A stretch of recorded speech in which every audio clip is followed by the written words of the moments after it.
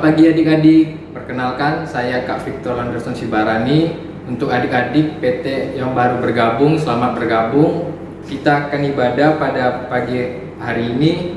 Sebelum beribadah, mari kita berdiri untuk menyanyikan Mars Taruna.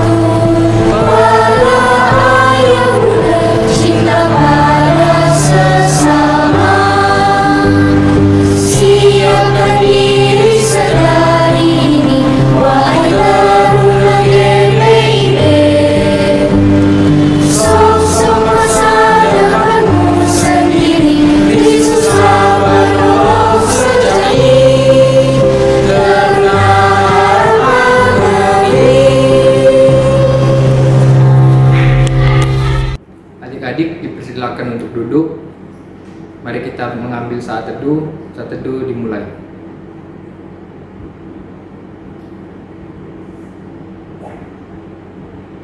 Saat teduh selesai.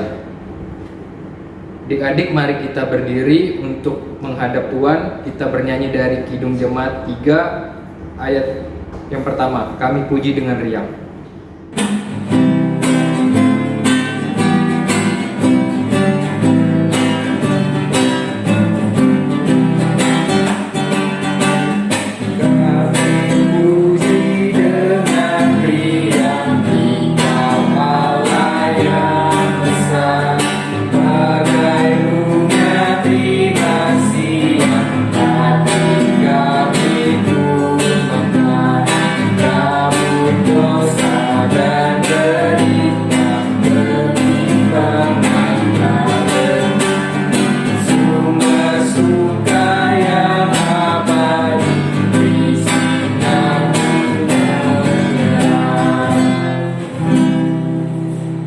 Adik-adik, mari kita berdoa. Tuhan Yesus, terima kasih Tuhan telah mengumpulkan kami Tuhan pada ibadah daring berkat PT pada hari ini Tuhan. Berkati ibadah ini Tuhan dari awal pertengahan hingga akhir Tuhan. Hanya ini doa kami Tuhan, hanya di dalam nama Tuhan Yesus kami telah berdoa mengucap syukur. Amin. Adik-adik, kita akan membaca nas pujian yang diambil dari Mazmur 22 ayat 28. Izinkan Kak Victor yang membacanya. Segala ujung bumi akan mengingatnya dan berbalik kepada Tuhan, dan segala kaum dari bangsa-bangsa akan sujud menyembah di hadapannya. Adik-adik dipersilakan untuk duduk kembali. Kita akan menyanyikan dari Kidung Jemaat 51 bait pertama, yang kedua, Kitab Suci Hartaku.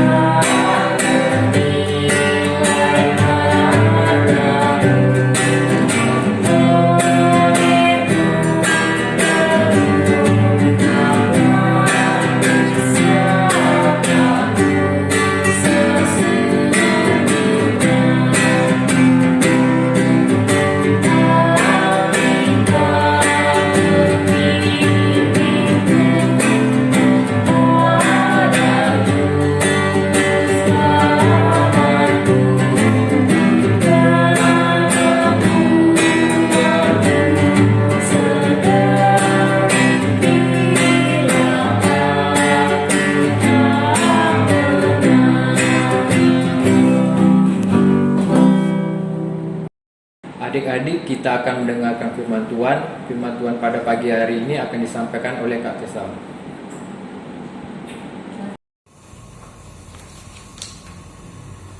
Selamat pagi teman-teman.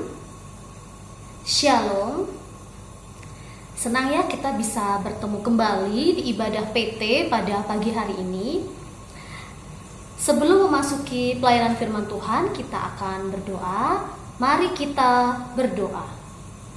Tuhan Yesus, kami ucap syukur, terima kasih Tuhan untuk setiap kasih setia-Mu di sepanjang hidup kami.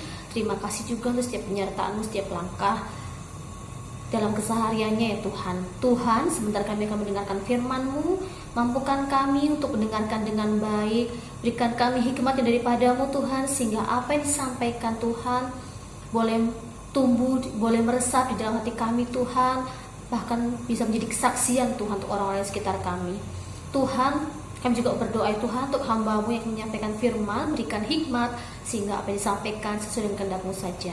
Terima kasih Tuhan, amin. Teman-teman, hari ini kita akan belajar dari satu bagian firman Tuhan yang diambil dari Roma pasal 3 ayatnya ke-21 sampai dengan 26. Kakak ulangi lagi, hari ini firman Tuhannya diambil dari Roma pasal 3 ayat 21 sampai dengan ayatnya ke-26. Judul perikop di Alkitab kita yaitu manusia dibenarkan karena iman.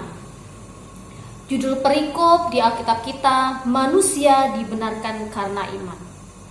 Namun judul firman Tuhan pada pagi hari ini yaitu Tuhan menyelamatkanku, memerdekakan negeriku.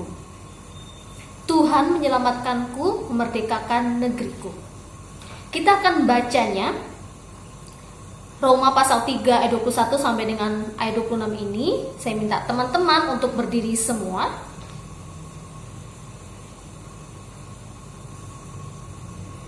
Roma pasal 3 ayat 21 sampai dengan ayat yang ke-26. Demikian firman Tuhan. Manusia dibenarkan karena iman. Tetapi sekarang tanpa hukum Taurat, kebenaran Allah telah dinyatakan. Seperti yang disaksikan dalam kitab Taurat dan kitab-kitab para nabi, yaitu kebenaran Allah karena iman dalam Yesus Kristus bagi semua orang yang percaya. Sebab tidak ada perbedaan, karena semua orang telah berbuat dosa dan telah kehilangan kemuliaan Allah. Dan oleh kasih karunia telah dibenarkan dengan cuma-cuma karena penebusan dalam Kristus Yesus. Kristus Yesus telah ditentukan Allah menjadi jalan pendamaian karena iman dalam darahnya. Hal ini dibuatnya untuk menunjukkan keadilannya, karena ia telah membiarkan dosa-dosa yang telah terjadi dahulu pada masa kesabarannya.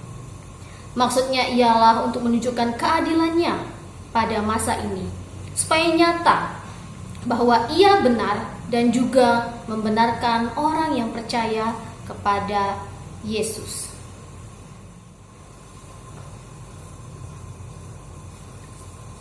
Nah, teman-teman, kita akan membahas ayatnya, gitu ya, per bagian. Kalau kita perhatikan di sini pada ayat 21. Ayat 21 dikatakan, tetapi sekarang tanpa hukum Taurat, kebenaran Allah telah dinyatakan. Seperti yang disaksikan dalam kitab Taurat dan kitab-kitab para nabi. Di ayat 21 ini berisikan tentang pengajaran. Pengajaran apa? Pengajaran tentang penggenapan nubuatan. Jadi di perjanjian lama itu banyak sekali namanya nubuatan-nubuatan ya. Dan itu digenapi di perjanjian baru, gitu ya. Nah, terkhususnya di sini adalah nubuatan tentang penebusan Allah. Allah telah bilang gitu ya, Allah telah berkata, telah berfirman di perjanjian lama bahwa Allah akan melakukan penebusan gitu ya. Dan ini digenapi di perjanjian baru. Saya ulangi lagi, di mana penebusan Allah dalam lingkup dosa manusia melalui tindakan yang namanya penebusan dengan cara Allah sendiri. Allah dengan caranya yang adil memulihkan hubungannya dengan kita dan membebaskan kita dari kuasa, dosa, dan maut. Maut itu apa sih? Maut itu adalah kematian kekal untuk selama-lamanya. Ketika kita di dunia, kita meninggal, udah gitu kan maksudnya. Tapi masih kematian kekal, nanti tuh jiwa dan tubuh kita yang seharusnya itu masuk ke dalam surga, seharusnya kita bersama-sama dengan Tuhan, tetapi karena dosa, maka tubuh dan jiwa kita itu bersama-samanya di neraka. Begitu teman-teman. Nah, mengapa hal itu bisa terjadi? Mari kita lihat Roma pasalnya ke-6 ayat 23. Roma pasal 6 ayatnya 23. Sebab upah dosa ialah maut. Kakak katakan sekali lagi, sebab upah dosa ialah maut. Tetapi karunia Allah ialah hidup yang kekal di dalam Kristus Yesus Tuhan kita. Ingat, karunia Allah, yang artinya inisiatif dari Tuhan itu sendiri, gitu ya. Kalau enggak, ya kita akan menerima namanya hukuman selama-lamanya, bahkan setelah kita meninggal nantinya. Nah, tentunya kita nggak mau dong kita menjadi seperti itu. Nah, namun itulah kenyataannya, teman-teman PT.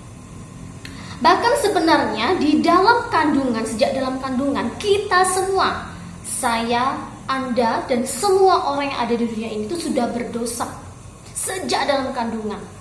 Jadi kalau ada yang mengatakan bayi lahir seperti kertas putih, itu sebenarnya tidak sesuai, teman-teman.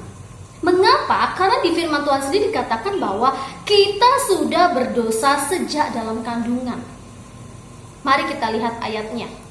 Dari Mazmur pasalnya ke-51 ayat 5.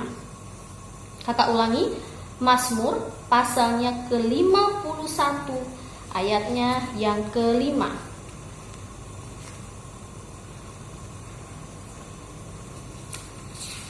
Kakak bacakan untuk teman-teman. Mazmur 51 ayatnya yang ke-5. Maaf, Mazmur 51 ayat 7, kakak ulangi. Mazmur pasalnya ke-51 ayat 7. Sesungguhnya dalam kesalahan aku diperanakan, dalam dosa aku dikandung ibuku. Ini pemazmur yang berkata, teman-teman. Jadi artinya sejak dalam kandungan ibu kita sudah berdosa, sehingga tidak ada namanya satupun manusia yang tidak berdosa. Sekalipun dia tampaknya rohani banget gitu ya, saya melakukan kegiatan-kegiatan, aktivitas yang bersifat rohani, orangnya baik, ramah, suka menolong, tapi tetap saja dia merupakan manusia berdosa. Kenapa? Karena yang namanya manusia melakukan dosa, mungkin orang lain tidak tahu, tapi dia dan Tuhan itu tahu apa yang telah diperbuat. Nah, sehingga dengan pernyataan ini gitu ya, mengajarkan kita, menegaskan bahwa tidak mungkin yang namanya hubungan manusia dengan Allah itu bisa pulih. Kenapa? Karena sebenarnya sejak awal manusia dengan Tuhan itu hubungannya baik gitu ya, bagus banget. Tapi karena manusia jatuh dalam dosa sejak Adam dan Hawa, sehingga hubungan antara manusia dengan Tuhan itu sangat jauh, retak banget, kayak ada istilahnya lembah yang curam, terus batas itu jauh banget. Sehingga tidak mungkin lagi manusia itu untuk dekat sama Tuhan. Namun di perjanjian baru, dengan kelahiran Yesus Kristus, dengan kematian di kayu salib, itu membuat adanya pemulihan antara manusia dengan Allah. Nah, kemudian kita lanjut. Roma pasalnya yang ketiga. Kita lanjut, Roma pasalnya yang ketiga, ayatnya yang ke-22 sampai dengan ayatnya ke-26. Yaitu kebenaran Allah karena iman dalam Kristus Yesus bagi semua orang yang percaya, sebab tidak ada perbedaan, dan seterusnya. Nah, ini menyatakan respon kita terhadap tindakan penebusan Allah. Pembenaran, penebusan, dan pendamaian dari Allah kepada setiap manusia itu perlu diingat bukan karena perbuatan baik manusia. Saya ulangi lagi, pembenaran, penebusan dan pendamaian dari Allah kepada setiap manusia. Bukan karena perbuatan baik manusia bukan karena perbuatan baik manusia kepada Tuhan maupun kepada sesama yang bisa menyelamatkan dirinya sendiri, yang bisa mendamaikan hubungannya dengan Tuhan, bukan. Bukan juga karena ketaatan manusia pada hukum Taurat, bukan. Kenapa? Karena kalau kita ingin mengandalkan ketaatan kita pada hukum Taurat, maka tidak ada satupun manusia yang bisa 100% taat kepada hukum Taurat. Sedangkan persyaratannya supaya kita memperoleh hubungan yang baik kembali dengan Tuhan, supaya kita bisa bersama-sama dengan Tuhan setelah kita meninggal, itu ya, maksudnya kita bersama Tuhan di surga, bukannya berada di neraka, itu harus perfect. Istilahnya kalau teman-teman kalau teman-teman sekolah itu dapat nilai 100, tidak boleh namanya 99, 99,5, 98, 99,9999, nggak boleh. Harus perfect tanpa pembulatan, benar-benar 100. Nah, begitu juga dengan tuntutan hukum Taurat. Yang artinya apa? Kalau kita mengandalkan hanya ketaatan kepada hukum Taurat, kalau kita mengandalkan perbuatan baik kita untuk menyelamatkan diri kita sendiri, itu nggak mungkin. Menyelamatkan diri kita ini maksudnya bukan menyelamatkan kita dari istilahnya kayak keterpurukan hidup, bukan ya, tapi setelah kita meninggal, gitu maksudnya teman-teman. Setelah kita meninggal, kita mau menuju mana? S atau N? Nah, seperti itu. Oke, kakak ulangi lagi. Dan juga bukan karena persembahan manusia yang banyak. Bukan, itu semua tidak bisa menyelamatkan kita dari dosa yang telah kita perbuat. Tapi hanya karena iman kepada Yesus Kristus di ayat 22. Kebenaran Allah karena iman dalam Yesus Kristus bagi semua orang percaya. Dan karena kasih karunia Allah, ayat 24. Karena kasih karunia Allah, maka kita dibenarkan dengan cuma-cuma. Tahu gak arti cuma-cuma? Gratis, free, gak ada persyaratan. Biasanya kan kalau kita mau dapatkan sesuatu, ada persyaratannya, kasih bintang. Ini gak ada pakai kayak gitu. Benar-benar gratis, tidak ada persyaratannya, itu istilahnya. Tapi sekali lagi itu karena kasih karunia Allah, inisiatifnya Allah. Begitu teman-teman.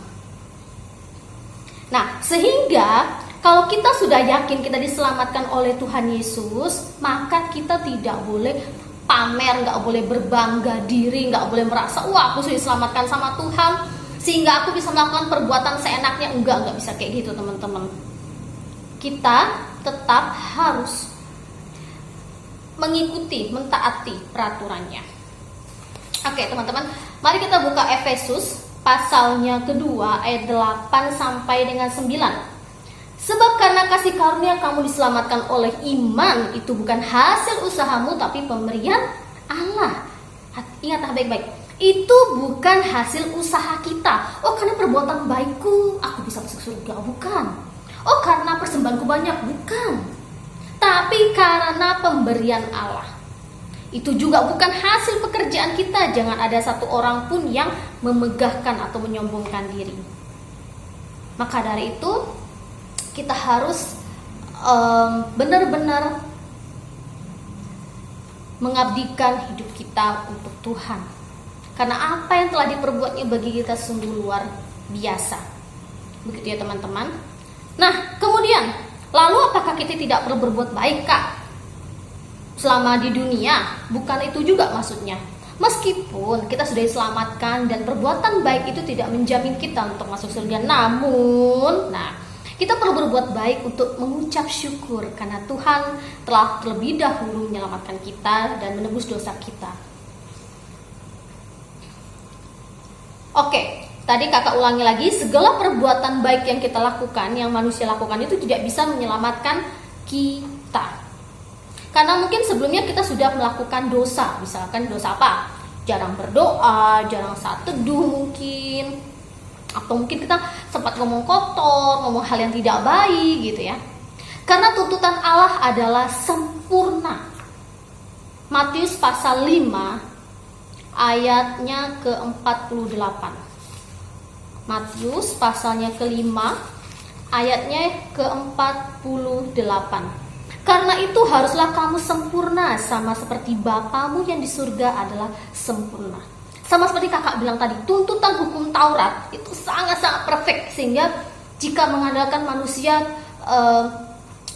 bisa masuk surga, terus kemudian karena dia taat kepada hukum Taurat, tidak mungkin, karena dia harus 100% benar, maksudnya tidak melakukan kesalahan meskipun kecil, meskipun hilaf tidak bisa. Nah, sekali lagi, sehingga tidak mungkin tanpa inisiatif dari Allah manusia bisa diselamatkan dari dosa. Nah, kakak punya ilustrasi untuk ilustrasi catatan dosa kita, meskipun ini hanya sekedar ilustrasi, itu hanya sekedar contoh ya teman-teman, bukan berarti 100% seperti ini gitu ya. Nah, teman-teman perhatikan, misalkan tangan kiri saya melambangkan manusia. Saya ulangi, misalkan tangan kiri saya melambangkan manusia. Nah, manusia itu misalkan ada si A, anggaplah dia sangat-sangat baik, sehingga satu hari dia hanya melakukan 3 dosa. Satu hari dia hanya melakukan 3 dosa. Misalkan dosanya tidak berdoa, lupa maksudnya dia berdoa karena bangun udah buru-buru mau sekolah. Kemudian karena dia buru-buru itu akhirnya nggak sengaja mengeluarkan kata-kata yang kurang baik kepada mama papanya saat mau pergi sekolah. Anggap saja ini sekolah offline ya, bukan online. Kemudian yang ketiga, dia lupa kok ternyata dia ulangan, contek pula dia di sekolah. Jadi satu hari dia sudah melakukan 3 dosa. Ini dia orang yang sangat-sangat baik si A ini. Satu hari sudah melakukan 3 dosa. Padahal apakah kita melakukan hanya sekedar 3 dosa? No, bisa lebih, kurang nggak bisa.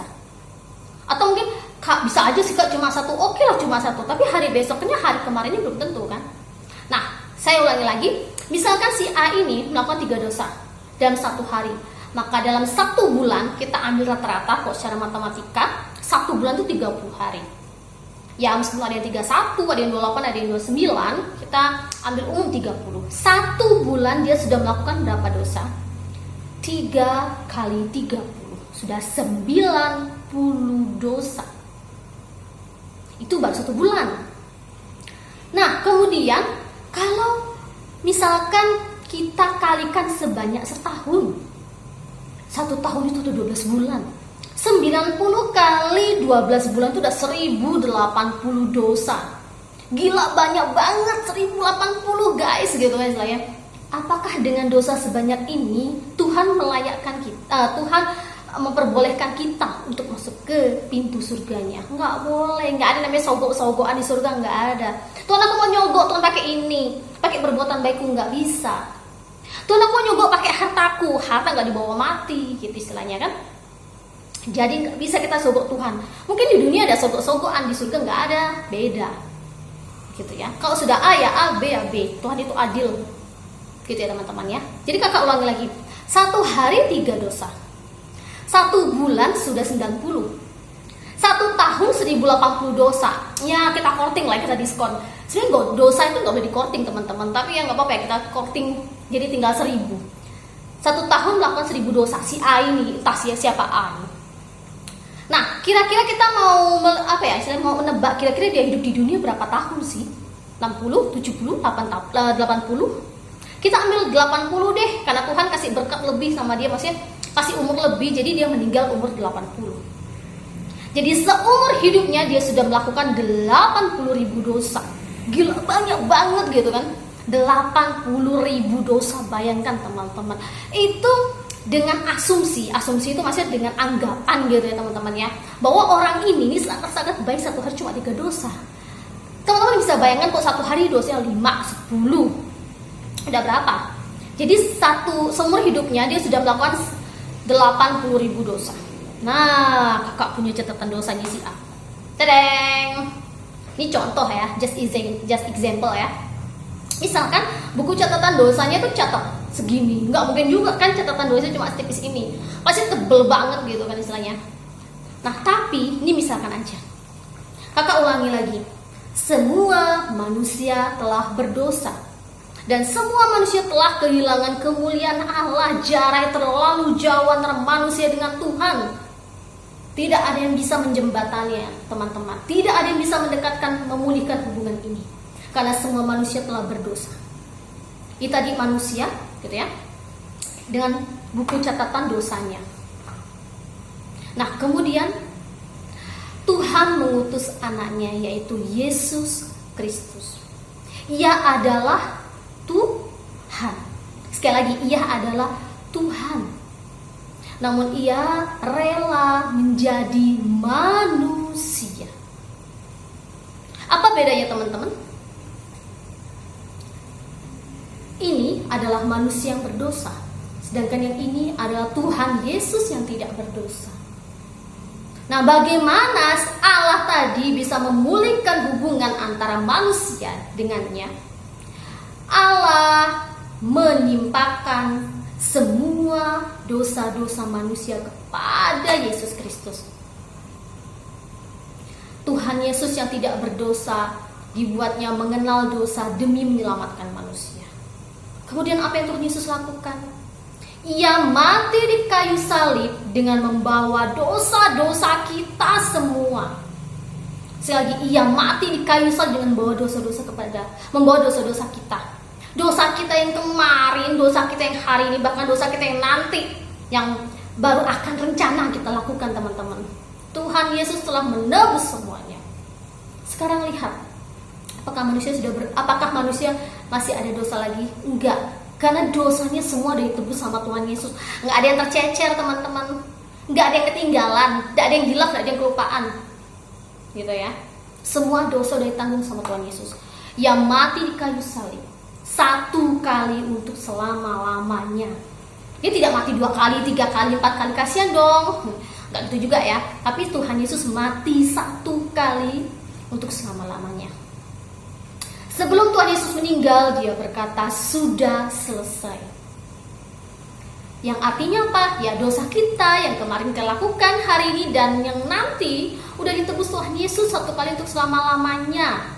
Dengan apa dia menebus dosa kita? Dengan darahnya. Kemudian Tuhan Yesus mati dan dikuburkan. Kemudian pada hari ketiga dia bangkit pula di antara orang mati dan naik ke surga. Dan kemudian ia menawarkan lagi anugerah hidup kekal kepada kita. Pertanyaannya, maukah kita meresponnya? Anugerah hidup kekal yang gratis ini maukah, teman-teman? Atau, masa aku dapat sih, Kak? Nggak mungkin deh, dosaku banyak dan sebagainya. Ingat tadi, teman-teman, dosa kita yang kemarin, hari ini, dan nanti yang kita lakukan ditebus sama Tuhan Yesus 1 kali untuk selama-lamanya. Terus, apakah sudah beres, Kak? Wah, aku bebas dari dosa, gitu ya istilahnya ya. Jadi kita udah enak gitu ya, bisa melakukan dosa lagi. Enggak boleh juga, teman-teman. Kalau memang kita sadar diri, kita merasa sudah diselamatkan oleh Tuhan, kita sudah ditebus oleh Tuhan, maka kita harus merespon dengan cara apa? Percaya pada Tuhan Yesus. Begitu ya, teman-teman.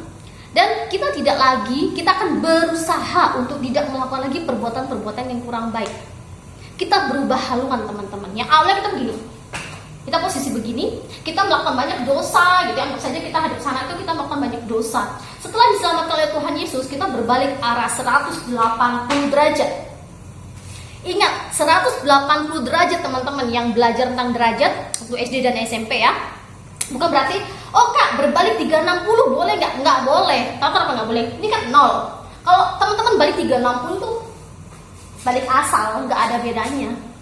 Jadi berbalik 180 derajat dari awalnya melakukan hal-hal yang kurang baik, kurang berkenan di hadapan Tuhan. Berubahlah sebagai responmu, ucapan syukurmu karena kau telah diselamatkan oleh Tuhan Yesus. Oke, lanjut. Nah, kemudian bagaimana cara kita merespon, mengimani, teman-teman? Nah, yang pertama kita harus memiliki iman yang benar-benar iman kepada Tuhan Yesus, bukan iman yang melompat dalam gelap. Iman melompat dalam gelap itu bagaimana? Kita hanya percaya, tapi hanya ya udah percaya aja, nggak tahu kita mau percaya sama siapa, yang penting percaya. Ya contohnya kayak misalkan suatu ruangan ini gelap, kita nggak tahu kita berada di mana, gitu ya. Tidak ada pencahayaan sedikit pun, tiba-tiba ada yang manggil. Misalkan, Tessa gitu istilahnya. Kamu melompat ke kiri, kakak lompat. Kamu maju 1 langkah, kakak maju. Kamu mundur 1 langkah, kakak mundur. Kakak hanya sekedar percaya tapi nggak tahu apa yang dipercayai. Itu iman melompat dalam gelap. Itu iman yang tidak menyelamatkan. Atau iman yang hanya berdasarkan akal pikiran saja. Oh iya kak, aku sudah percaya sama Tuhan Yesus kak dari lahir. Oh dari lahir waktu pelajarku sudah Kristen, mama papaku Kristen, nenek kakek buyut moyangku semua Kristen. Itu tidak menjamin teman-teman selama hati dan mulutmu itu berbeda. Engkau hanya percaya Tuhan Yesus secara teori, ulangan agama dapat 100 gitu ya. Bukan hanya itu. Itu iman hanya berdasarkan akal pikiranmu saja. Tapi iman yang menyelamatkan adalah iman yang mengaku di mulut dan juga percaya di hatimu bahwa Tuhan menyelamatkanmu. Begitu ya teman-teman. Jadi mari mulai hari ini kita percaya bahwa Tuhan Yesus telah menebus dosa kita. Dan kita meresponnya dengan ucapan syukur, dengan selalu berbuat baik. Jadi kita berbuat baik bukan untuk mendapatkan anugerah hidup kekal. Anugerah hidup kekal itu maksudnya untuk bisa bersama Tuhan di surga, bukan. Tapi sebagai respon ucapan syukur karena Tuhan sudah menebus dosa kita. Nah sekarang teman-teman, tadi firman-Nya mengatakan bahwa kita sudah dimerdekakan dari dosa, gitu ya. Jiwa kita sudah dimerdekakan dari dosa. Nah apa kaitannya dengan judul firman Tuhan hari ini? Tuhan menyelamatkanku, memerdekakan negeriku. Nah sekarang kaitannya 2 hari lagi kita akan namanya memperingati Hari Kemerdekaan Republik Indonesia. Yang keberapa teman-teman? Ke-76. Begitu ya. Nah tentunya kemerdekaan yang bisa diraih itu bukanlah hal yang terjadi begitu saja karena pemberian negara lain, bukan juga karena istilahnya karena nggak ada yang menjajah, bukan juga karena Indonesia pertama sudah dijajah oleh Belanda 3,5 abad. Kemudian dijajah oleh Jepang 3,5 tahun. Bayangkan teman-teman betapa luar biasa ya, para pahlawan-pahlawan mengorbankan dirinya, mengorbankan hartanya, waktunya, tenaganya untuk bisa membuat Indonesia merdeka. Nah mungkin teman-teman sudah belajar gitu ya di pelajaran PPKN maupun IPS. Namun mari kita menonton gitu ya, cuplikan proses terjadinya gitu ya. Wah proses terjadi apa gitu kak ya? Enggak, kita akan melihat bagaimana proses para pahlawan itu dalam merebut kemerdekaan dan mempertahankannya gitu ya, atau sekilas perjalanannya. Yuk, mari kita lihat videonya.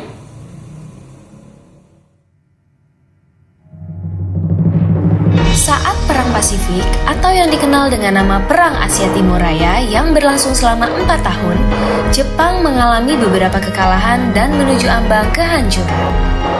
7 September 1944, Jenderal Kuniaki Koiso di hadapan parlemen Jepang berjanji untuk memerdekakan Indonesia bila mencapai kemenangan dalam Perang Pasifik. Tujuannya mendapat bantuan Indonesia dalam perang tersebut. Kaum pergerakan nasional menyambut hangat janji kemerdekaan oleh Jenderal Koiso.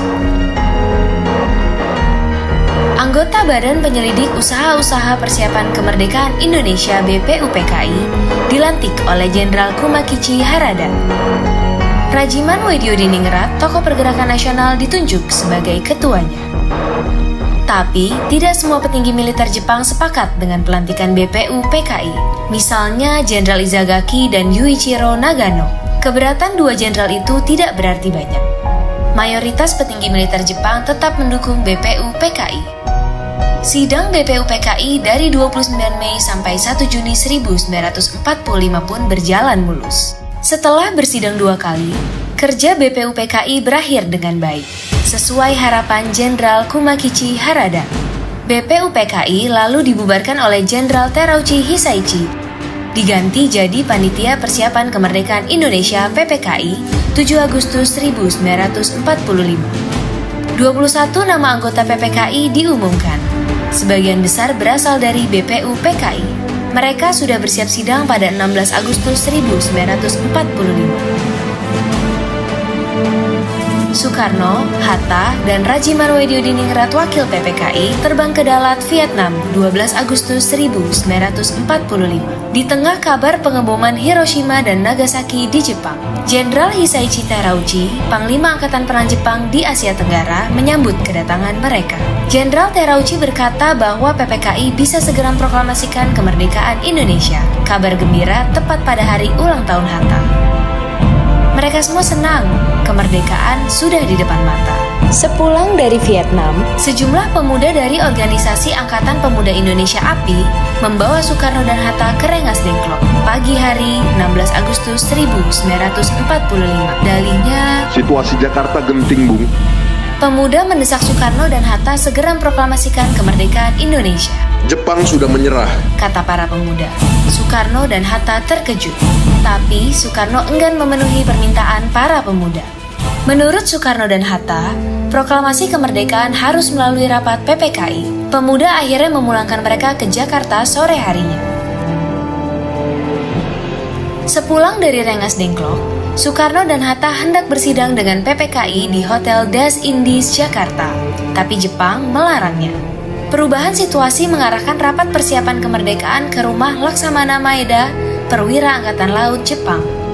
Di tempat inilah dalam sebuah ruangan, Soekarno, Hatta, dan Ahmad Subarjo merumuskan naskah proklamasi kemerdekaan tanpa gangguan dari Jepang. Soekarno lalu membacakannya ke anggota PPKI dan pemuda di serambi rumah. Naskah yang singkat, tapi semua sepakat dengan isinya. Kemerdekaan bukan lagi impian. Hari bersejarah itu tiba. Soekarno membacakan naskah proklamasi kemerdekaan Indonesia ke banyak orang di rumahnya, di Jalan Pegangsaan Timur nomor 56 Jakarta. Tokoh-tokoh pergerakan nasional dan rakyat biasa membaur, mendengarkan pembacaan itu dengan hikmat. Setelah itu, bendera merah putih jahitan Fatmawati istri Soekarno dinaikkan perlahan, diiringi lagu Indonesia Raya.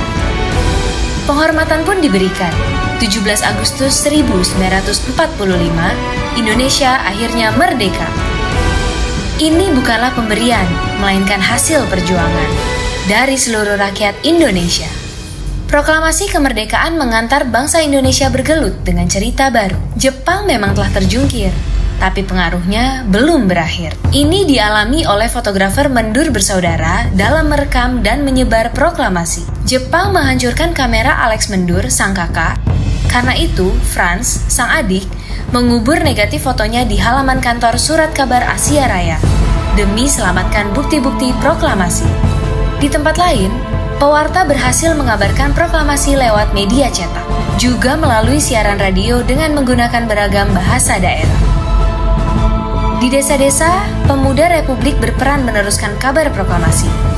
Mereka berkeliling dan berteriak, "Jepang menyerah, Indonesia merdeka."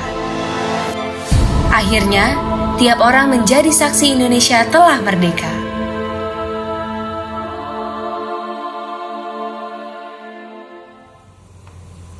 Bagaimana teman-teman sudah melihat prosesnya, cuplikannya?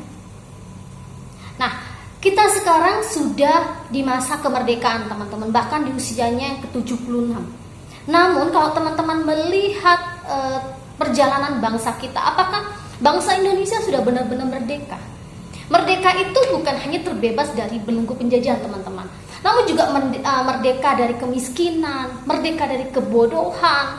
Itu juga dikatakan merdeka. Namun apakah kita sudah benar-benar merdeka negara ini? Teman-teman pasti tahu ya. Bahkan sampai sekarang masih ada kesenjangan sosial antara yang kaya dengan yang miskin gitu ya teman-teman. Nah terus bagaimana dengan kita?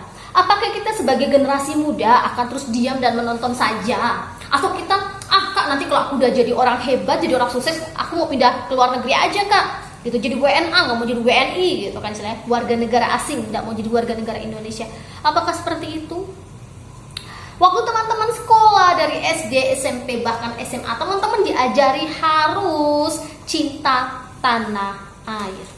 Cinta tanah air adalah apapun yang terjadi pada bangsa ini kita harus sayang. Karena kalau bukan kita yang sayang, siapa lagi? Kita mau mengharapkan orang di luar negeri, dari Korea mungkin mau cinta, ya nggak bisa dong, dia cinta negaranya sendiri. Atau kita yang misalkan ngefans sama grup-grup musik yang dari barat gitu ya, nggak bisa. Harus kita orang Indonesia mencintai negara ini. Nah, ataukah kita sebagai generasi muda hanya bisa protes dan nggak bisa berbuat apa-apa? Aduh kak, capek dengan negara kita nih kak. Birokrasinya selalu memusingkan kak. Contoh, mau ngurus ini ngurus itu sulit banget kak. Atau mungkin protes ini protes itu, aduh capek banget gitu ya. Itu wajar ya teman-teman. Kita mau protes, mau mengeluh itu wajar. Namun apa sih yang bisa kita lakukan teman-teman untuk bangsa dan negara ini? Nah, mari kita koreksi diri teman-teman. Contohnya apa Kak? Maksudnya apa? Mari kita koreksi diri. Apa yang bisa kita lakukan sebagai pelajar dalam mempertahankan kemerdekaan? Contoh simpelnya, belajar dengan rajin dan sungguh-sungguh. Sudahkah teman-teman melakukannya? Atau aduh, sekolah online kapan sih masuk, capek banget gitu kan istilahnya. Enggak dulu deh, gurunya ngomong apa gue enggak peduli gitu kan. Aku enggak peduli. Yang penting aku main game. Yang penting aku berbaring-baring. Guru juga enggak peduli Kak. Bukan masalah gurumu peduli atau enggak teman-teman. Bukan masalah gurumu perhatian sama kamu atau enggak, bukan. Tapi bagaimana bentuk cintamu kepada bangsa ini. Kak, negara aja bentuk sayang sama saya. Masa saya sayang sama negara? Ingat teman-teman, kita sudah dimerdekakan dari dosa. Kita sudah ditebus oleh Tuhan Yesus. Dan Tuhan Yesus ingin kita apa? Tuhan ingin kita juga cinta tanah air. Dengan kita mengabdi kepada negara ini, dengan kita membangun negara ini, itu sudah mengharumkan, maksudnya kita sudah memuliakan nama Tuhan. Begitu teman-teman. Jadi mari kita belajar dengan rajin. Jika engkau memiliki potensi, bakat, talenta yang luar biasa, ayo kembangkan. Bakat dan talenta itu bukan hanya engkau ikut lomba kemudian engkau juara, bukan hanya sekedar itu. Bakatmu yang bahkan orang nggak lihat. Contoh, misalkan engkau punya bakat buat karakter anim, gitu ya. Itu sebenarnya sangat-sangat mahal teman-teman. Kalau teman-teman bisa menjadi bisa membuat karakter anim, kemudian membuat komik itu sangat mahal, sangat dihargai. Tapi harus dikembangkan teman-teman. Dikembangkan bukan berarti teman-teman tidak belajar, bukan ya. Tetap kita harus belajar mengikuti pelajaran sekolah, namun juga harus mengembangkan bakat dan talenta. Kayak istilahnya sampingan lah, begitu istilahnya. Bukan misalkan kita punya kemampuan terus ya udah kita sembunyikan, kita pendam. Itu sama dengan yang namanya talenta. Masih ingat cerita Alkitab yang talenta? Ada 5 talenta, 2 talenta, dan 1 talenta. Kalau kita menyembunyikan talenta kita nggak mau kembangkan, itu sama dengan 1 talenta. Kita pendam talenta kita. Akhirnya apa? Nggak akan bisa berkembang. Terus kita hanya bisa protes, Tuhan nggak kasih aku talenta Kak. Ya iya, orang lu pendam gimana juga, gitu kan istilahnya. Nah, Kak aku nggak tahu talentaku apa. Nggak mungkin, setiap orang pasti punya bakat dan talenta. Mungkin di bidang olahraga, mungkin di bidang musik, gitu kan istilahnya. Mungkin juga tadi yang seperti kakak bilang, dia bisa membuat karakter anim gitu ya. Nggak apa-apa, itu bakat loh teman-teman, nggak semua orang bisa, gitu ya. Atau mungkin teman-teman punya skill di menulis novel, menulis cerpen, gitu ya. Sekarang sudah banyak perlombaan di internet gitu ya, gratis gitu ya, untuk teman-teman menguji kemampuan teman-teman. Itu boleh diikutin. Kalah menang itu urusan biasa, urusan belakang, urusan biasa. Yang penting ada pengalaman. Kalau teman-teman belum berhasil, oh aku salahnya di mana ya? Aku kok salahnya di sini. Cari lagi keterangan di internet gitu ya istilahnya. Bagaimana sih supaya bisa menjadi penulis cerpen yang hebat? Contoh, penulis novel yang hebat. Nah, Anda masih kecil, Anda masih muda, bukan berarti Anda tidak bisa mengembangkan bakat dan talenta. Justru kok dikembangkan dari SMP, SMA. Ketika engkau nanti udah berumur 20 tahun lebih, Anda tinggal menikmati hasilnya. Trust me. Oh nggak boleh ya? Trust God gitu ya. Percaya sama Tuhan, bukan percaya sama kakak ya. Oke, begitu teman-teman. Nah, jadi sekali lagi dengan kita mengembangkan potensi diri, dengan kita belajar dengan rajin, maka kita sudah memuliakan nama Tuhan. Nah, dengan kita memuliakan nama Tuhan, tentunya kita akan membangun negara ini menjadi lebih baik lagi. Jika engkau mungkin tidak punya semua itu, tapi engkau punya namanya jiwa kepemimpinan. Ketika engkau jadi ketua, engkau pandai mengatur teman-temanmu dengan baik. Itu merupakan salah satu kelebihan. Bagaimana cara mengembangkannya, Kak? Ikut organisasi, mau dipercayakan sebagai ketua, koordinator, begitu ya. Latihan dalam hal yang kecil, maka Tuhan akan percayakanmu hal-hal yang lebih gede, teman-teman. Percayalah, Tuhan itu tidak tidur. Oke teman-teman, demikian firman Tuhan kita pada pagi hari ini. Dengan Tuhan menyelamatkan kita, maka Dia akan memakai kita untuk memerdekakan negeri ini. Merdeka bukan hanya dari segi merdeka dari bebas dari penjajahan, namun merdeka dari kemiskinan, kebodohan teman-teman. Mari kita menutup firman Tuhan dengan doa. Tuhan Yesus, kami mengucap syukur Tuhan, terima kasih untuk firman yang boleh kami dengarkan pada pagi hari ini ya Tuhan. Tuhan, kami bersyukur Engkau telah menebus dosa kami Tuhan. Engkau telah memulihkan hubungan kami denganmu ya Tuhan, sehingga kami boleh lagi untuk memuji menyembahmu ya Tuhan. Ya Tuhan Yesus, terima kasih untuk pengorbananmu di kayu salib. Tuhan, sekarang kami telah ditebus Tuhan. Sekarang kami telah dimerdekakan ya Tuhan dari dosa. Dan biarlah kami bisa menjadi Tuhan pemuda-pemudi, bisa menjadi teruna-terunimu Tuhan, yang mencintai negeri ini, yang bisa memerdekakan negara ini Tuhan. Bukan dari penjajahan, namun memerdekakan dari kemiskinan, kebodohan Tuhan, dan hal-hal yang kurang baik lainnya Tuhan.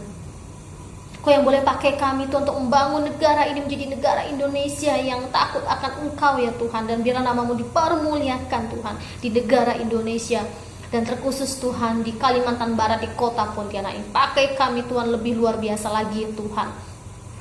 Ya Tuhan Yesus, inilah doa kami Tuhan. Kami serahkan hanya di dalam namamu saja. Amin.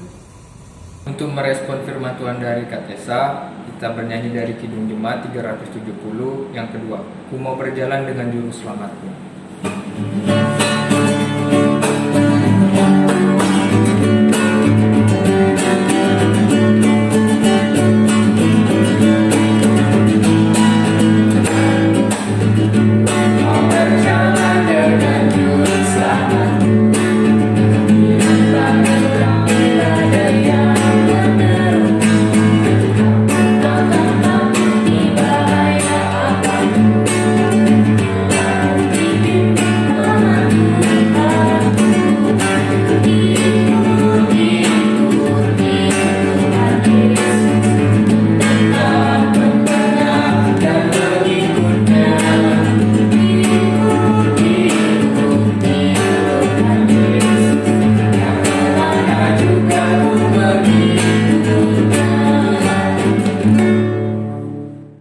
Mari teman-teman, kita akan doa syafaat. Kita akan berdoa. Tuhan Yesus, kami berdoa ya Tuhan untuk bangsa dan negara ini. Kami mengucap syukur untuk 1 tahun pertambahan umur Kau boleh berikan kepada bangsa kami tercinta ya Tuhan. Meskipun di tengah pandemi Tuhan yang belum ada akhirnya, namun Kau terus Tuhan memelihara negara ini Tuhan. Kau boleh terus Tuhan memampukan kami semua ya Tuhan untuk bertahan ya Tuhan menghadapi pandemi ini. Ya Tuhan, kami berdoa untuk presiden, wakil presiden, gubernur, bupati, DPR, MPR maupun pemerintahan yang ada di atas Tuhan. Berikan hikmat yang daripadamu Tuhan, sehingga bisa memimpin bangsa negara ini dengan takut akan Engkau ya Tuhan, dengan bijaksana ya Tuhan. Untuk setiap pengelola keuangan di tengah pandemi Tuhan, Kau yang boleh tolong ya Tuhan, supaya mereka boleh mengelola dengan baik Tuhan. Untuk setiap kebijakan Tuhan, biarlah itu untuk mesejahterakan masyarakat Indonesia Tuhan, bukan untuk kepentingan kelompok tertentu. Tuhan, yang berdoa juga Tuhan untuk tenaga kesehatan yang berada di garis depan ya Tuhan. Berikan kekuatan kepada mereka Tuhan, berikan kesehatan ya Tuhan. Kau tahu perjuangan mereka tidaklah mudah ya Tuhan, untuk bisa untuk bisa mengobati, untuk bisa mendampingi Tuhan masyarakat yang terkena COVID ini ya Tuhan. Kami juga berdoa ya Tuhan untuk seluruh masyarakat Indonesia untuk bisa bekerja sama ya Tuhan, bisa menerapkan protokol kesehatan ya Tuhan.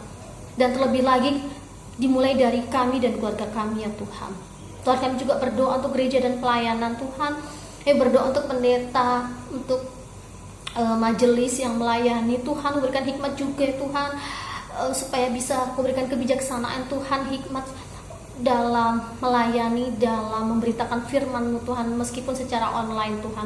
Kami juga berdoa untuk semua pelkat ya Tuhan, supaya Kau berikan hikmat juga ya Tuhan dalam melayani Tuhan, adik-adik maupun melayani jemaat ya Tuhan.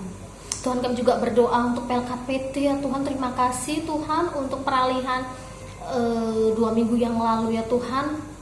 Terima kasih Tuhan. Dan kami berdoa untuk pertumbuhan adik-adik PT Tuhan, meskipun kami tidak bertemu secara langsung, namun biarlah Kau beri jamah, Kau boleh jamah hidup mereka, Kau boleh jamah hati mereka ya Tuhan, sehingga apa yang disampaikan Tuhan benar-benar menjadi rema di dalam hati hidup mereka ya Tuhan. Tuhan Yesus, inilah doa kami Tuhan. Kami tutup dengan doa Bapa kami. Bapa kami yang di surga, dikuduskanlah namamu, datanglah kerajaanmu, jadilah kehendak-mu di bumi seperti surga. Berikanlah kami pada hari ini makanan kami yang secukupnya, dan ampunilah kami akan kesalahan kami, seperti kami juga mengampuni orang yang salah kepada kami. Dan janganlah bawa kami dalam pencobaan, tetapi lepaskanlah kami daripada yang jahat. Karena Engkau yang punya kerajaan dan kuasa dan kemuliaan sampai selama-lamanya. Amin. Adik-adik, kita akan memberi persembahan. Adik-adik bisa memberikan persembahan melalui orang tua menggunakan amplop dan dititipkan ke orang tua untuk dimasukkan pada hari Minggu.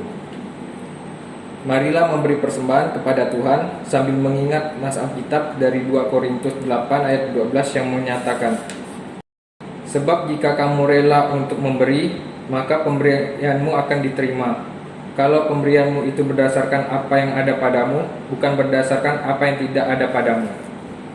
Kita akan bernyanyi dari Gita Bakti 78 yang keempat, Yesus Kristus sumber hidup.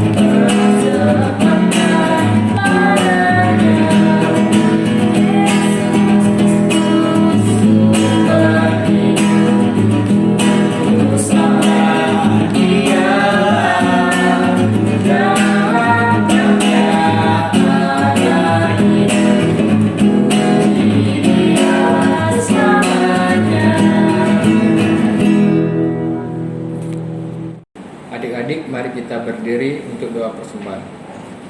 Mari kita berdoa. Tuhan Yesus, terima kasih Tuhan atas penyertaan-Mu Tuhan. Tuhan, kami sudah memberi persembahan Tuhan. Berkati persembahan ini Tuhan, supaya bisa digunakan dan dikelola dengan baik oleh presbiter Tuhan.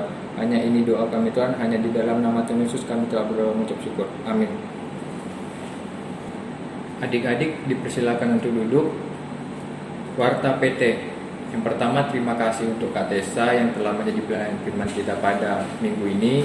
Yang kedua, terima kasih untuk adik-adik PT yang sudah mengikuti ibadah daring.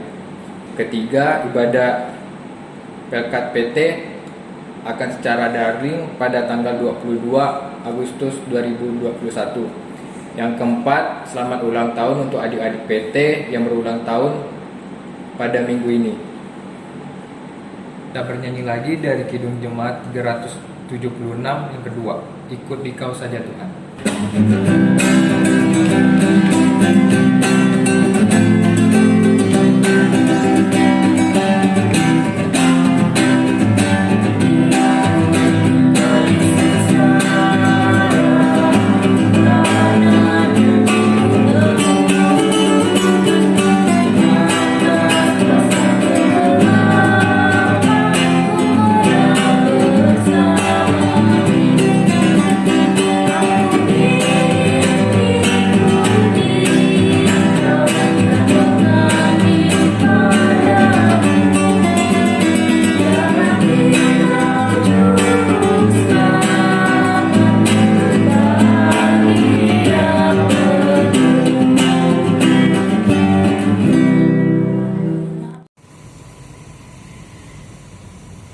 Tuhan Yesus, kami ucap syukur, terima kasih Kau boleh pimpin, Tuhan boleh sertai ibadah ini dari awal hingga pada akhirnya Tuhan.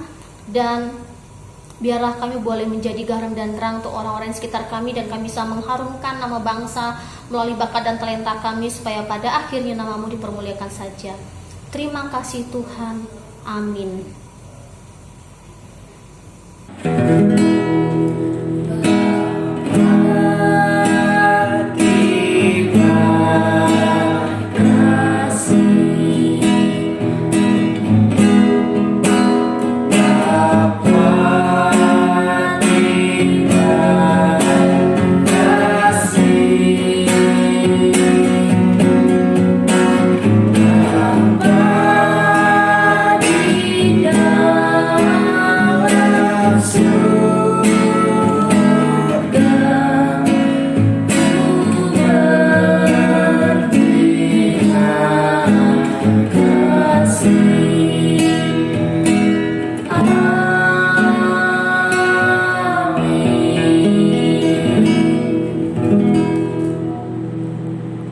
adik-adik, ibadah kita pada minggu ini sudah selesai. Sampai jumpa di minggu depan. Tetap jaga kesehatan ya. Dadah.